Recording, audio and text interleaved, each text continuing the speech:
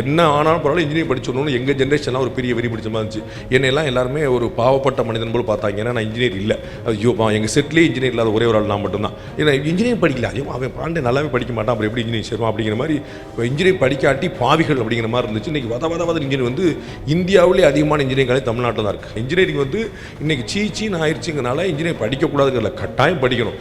அதில் உங்களுக்கு இன்ட்ரெஸ்ட் இருந்தால் எங்கள்கிட்ட வந்து ஒரு 67 பசங்க எங்கள்கிட்ட ஒரு ஒர்க்கில் இருக்கிறாங்க சாணக்கியாவில். அதில் பார்த்தீங்கன்னா 60 பேர் இன்ஜினியர். அவங்க யாரும் டெக்னிக்கல் ஒர்க்கு இல்லை, அதில் எடிட்டோரியல் ஒர்க் இருக்கிறாங்க, ஆங்கர் ஒர்க் இருக்கிறாங்க, வேறு ஒர்க். ஆனால் பூரா படித்த பூரா இன்ஜினியரிங். ஸோ அவங்க படித்த வேலைக்கும் இதுக்கும் தொடர்பு இல்லாமலே இருக்குது, வேறு மாதிரி. அப்போ வந்து அது வந்து ஒரு மேண்டேட்டாக இல்லாமல் ஏதோ ஒன்று படித்தோமே இல்லாமல் நம்ம வந்து ஆசைப்பட்டு அதில் உங்களுக்கு இன்ட்ரெஸ்ட் இருக்குது, அது கம்ப்யூட்டர் சயின்ஸோ சிவிலோ மெக்கானிக்கலோ ஆட்டோமேட்டிக்கோ வேறு எதாவது உங்களுக்கு ஒரு இன்ட்ரெஸ்ட் இருக்குது அப்படின்னா கட்டாயமாக இன்ஜினியரிங் படிக்கலாம். ஏன்னா நீங்கள் என்ன படிக்கிறீங்கிறத விட எப்படி படிக்கிறீங்க ரொம்ப முக்கியம். எல்லா கிளாஸ்லேயும் எல்லா கோர்ஸ்லேயுமே ஒருத்தன் படிச்சுக்கிட்டு இருப்பான். எவன் பெஸ்ட்டாக வர்றானோ அவனுக்கான ஃபியூச்சர் வந்து எப்பயுமே ஆபியஸாக இருக்குது. ஸோ வந்து நீங்கள் இன்ஜினியரிங் தாராளம் படிக்கலாம்.